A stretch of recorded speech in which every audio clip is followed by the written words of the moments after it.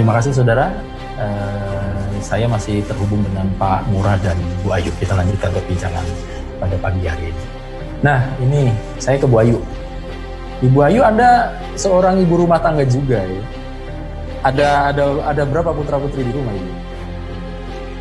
Putri saya 2, putra saya 2, jadi ada 4. Ada 4, luar biasa. Ini mereka sekolah atau ada kuliah atau seperti apa? Ya, yang paling besar baru SMP kelas 1. Terus yang nomor 2 itu kelas 5 SD, nomor 3 kelas 3 SD, yang nomor 4 TK kecil. TK kecil? Iya. Biasanya kalau sebelum ada pandemi ini, siapa yang nganter? Ya, jadi biasanya kita antar pagi, nanti sudah ada kakeknya yang jemput. Pulang sekolah sudah diatur sama jadwal lesnya semua sudah diatur sama kakek neneknya. Jadi saya biasanya sudah berangkat pagi. Kerja. Jadi mereka sampai sore belajar di sekolah kan. Belajarnya sampai jam 4, pulangnya masih ada les lagi. Jadi seperti itu setiap harinya sampai hari Jumat, Senin sampai Jumat. Nah, kalau sekarang bagaimana? mereka belajar di rumah kan ya? Kan? Iya, mereka yang paling sulit sekarang itu untuk kondisi ini, jadi bangun menyesuaikan di rumah, karena kan kalau di rumah mereka pikir seperti libur seperti itu, jadi yang bolak-balik ke dapur, buka meja makan, jadi mereka itu jadi bingung mereka harus apa seperti itu. Jadi mereka seperti ini harus seperti apa, kita ini seperti apa. Jadi mereka masih bingung untuk ngatur schedule sendiri, itu masih saya atur satu-satu. Jadi yang TK harus bangunin dia karena ada tugas online, ada jamnya sendiri untuk meeting Zoom-nya, ada jamnya sendiri. Jadi kadang yang paling besar tidurnya sama laptop, karena begitu bangun dia kan udah kesiangan, jadi dia harus langsung aja jadi langsung di depan laptop, langsung dia absen dulu seperti itu. Jadi masih ini baru minggu-minggu kemarin ini ketemu, baru semingguan ini ketemu role-nya mereka. Jadi yang harus bangun. Jadi ada penyesuaian bagi mereka nggak mudah juga ya? Iya, mereka yang bingung akhirnya sendiri. Ini mau belajar apa, mau nanya kemana, seperti itu. Nggak semudah itu kalau belajar di rumah, itu sulit, malah lebih sulit. Saya pikir mereka bisa, tapi ternyata harus ditemani. Jadi memang harus didampingi sampai selesai tugasnya, baru bisa kita tinggal. Seperti itu. Baik. Waduh, luar biasa ya. Jadi memang ada Kalau Pak Ngurah gimana Pak Ngurah pengalamannya? Ini anak ada berapa sekolah semua Pak Ngurah? Anak saya ada 3 putri Pak. Jadi yang pertama kelas 6 SD, ke SMP, terus yang kedua kelas 2 SD, nanti akan kelas 3, dan yang paling kecil itu umurnya 4 tahun Pak. Nah, terus Anda sebagai orang tua bagaimana ya? Anak-anak tadinya tidak pernah di rumah, kemudian sekolah gimana? Apa yang ada perubahan apa terhadap diri Anda sebagai orang tua? Ada positif dan negatifnya Pak ya. Jadi positifnya, yang dulunya saya sampai di rumah sudah melihat anak-anak tidur, dan sekarang masih bisa bermain sama mereka Pak. Lebih dekat lah jadinya sama ketiga, dan dari segi waktu juga lebih sering bermain sama mereka. Dan efek daripada di rumah kan anak-anak ini belajar online tuh sih, kalau dilihat dari segi biaya, iya Pak ya, dengan menggunakan Zoom dan lain itu kan total paket juga terus terang nih. Yang kedua pemahaman dari anak-anak, dan karena kebetulan juga orang tua dulu mantan guru, saya sebagai orang tua memahami sekali bagaimana sulitnya memberikan pelajaran kepada anak-anak kita sendiri di rumah Pak. Peranan seorang guru ternyata memang luar biasa Pak. Iya. Kemudian bagaimana tips Anda untuk membuat disiplin mereka kan? Karena mau nggak mau harus dibuat jadwal bagi mereka supaya mereka tetap jam sekian harus belajar, jam sekian harus terhubung dengan mungkin gurunya gitu. Bagaimana Kan tadi seperti yang Ibu Ayu tadi, anak-anak tuh kadang-kadang baru seminggu, mungkin 2 minggu masih menganggap aku libur di rumah, padahal sebenarnya mereka tidak diliburkan sebetulnya. Nah, untuk menjaga kedisiplinan mereka, apa yang dilakukan, apa yang diterapkan di rumah? Kita mungkin bisa berbagi, atau malah justru ikut stres juga awalnya. Ya Pak. Awal sih mereka senang Pak ya, diliburkan dari sekolah. Dan biasanya mereka Senin sampai Jumat yang full day school di rumah jam 2:30 atau jam 3. Dan sekarang mereka libur panjang.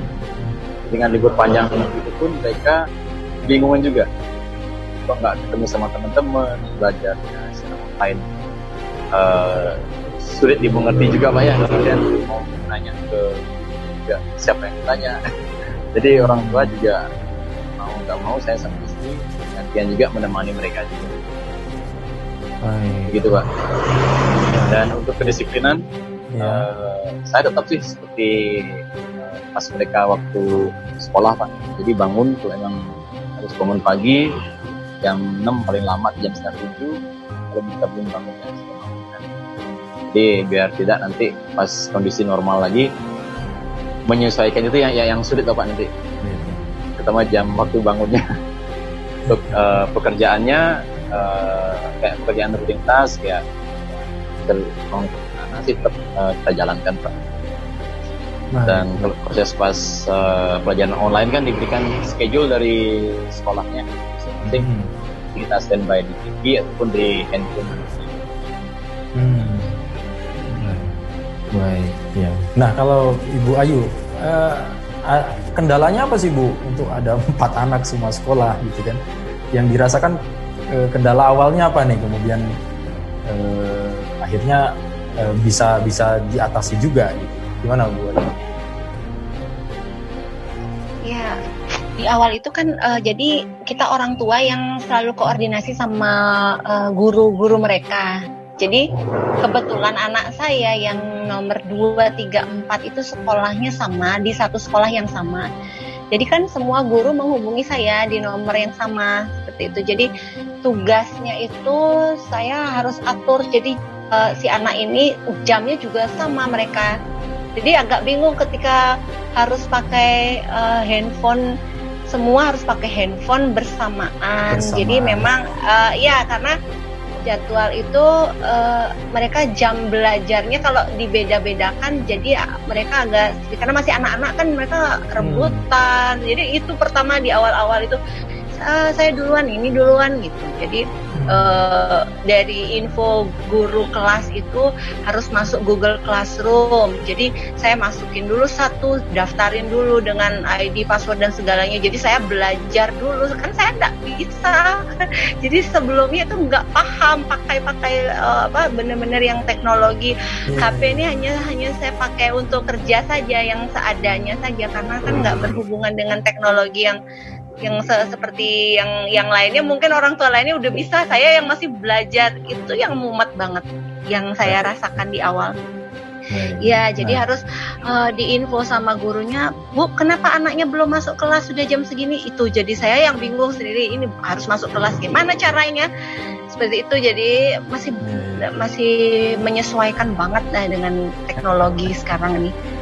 Nah, apa yang bisa diambil, hal positifnya apa yang bisa diambil Bu dengan kondisi yang kayak gini? Kalau Pak Ngurah tadi kan intensitas dengan keluarga, dengan anak menjadi lebih dekat. Ini kalau Ibu apa pengalamannya gimana? Ya, kalau saya memang biasanya keseharian saya, kalau memang saya kerja nggak ketemu, memang sering video call. Jadi sekarang kalau di rumah malah jadi ya pasti lebih dekat, namanya mama sama anak-anaknya. Jadi lebih boros ya. Jadi kalau ibu-ibu rumah tangga itu sudah tadinya kita beli, nggak pernah masak ya saya sebelumnya nggak. Jadi harus nyiapin makanan buat mereka. Jadi harus masak, dan masaknya porsinya harus 3 kali lipatnya. Karena mereka biasanya makan 3 kali, sekarang bisa 6 kali makannya.